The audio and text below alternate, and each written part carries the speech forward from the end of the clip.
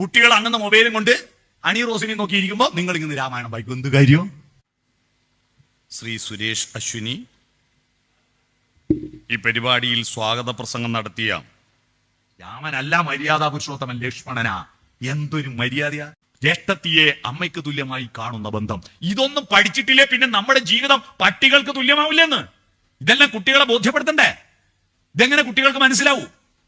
ഒരു സ്ത്രീയെ കാണുമ്പോൾ അത് ബന്ധങ്ങളൊന്നും നോക്കണ്ട, വെറും ഒരു ലൈംഗിക ഉപകരണമായി കാണുന്ന വൃത്തികെട്ട യുവാക്കൾ ഇല്ലുമിനാട്ടികളായി വളർന്നു വരുമ്പോ ഇതിന്റെ പഠിപ്പിച്ചു കൊടുക്കേണ്ട കാര്യം മനസ്സിലായോ? ഇല്ലുമിനാട്ടി എന്ന് പറഞ്ഞ് തുള്ളുന്ന കുട്ടികളില്ലേ, ആ കുട്ടികൾ എന്താ പാടുന്ന?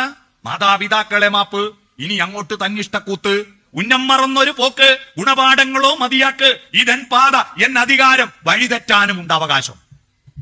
തനി നിറമെടുത്തണിയണ നെഞ്ചെ, കാട്ടു തോന്നിയാസം. ഇതാ പുതിയ കുട്ടികളെ പാട്ട്. നിങ്ങൾ ശ്രദ്ധിച്ചോ? കട്ട ചോര കൊണ്ട് ജ്യൂസ് അടിച്ച് സോഡാ സർബത്ത്, ഇല്ലുമിനാട്ടി. ഇതാ കുട്ടികളെ പാട്ട്. കുട്ടികളെ കുറ്റം പറയണ്ട. നിങ്ങൾ ഈ രാമായണത്തിന്റെ ഒരു പാഠം, ഒരർത്ഥം മക്കൾക്ക് പറഞ്ഞു കൊടുത്തോ?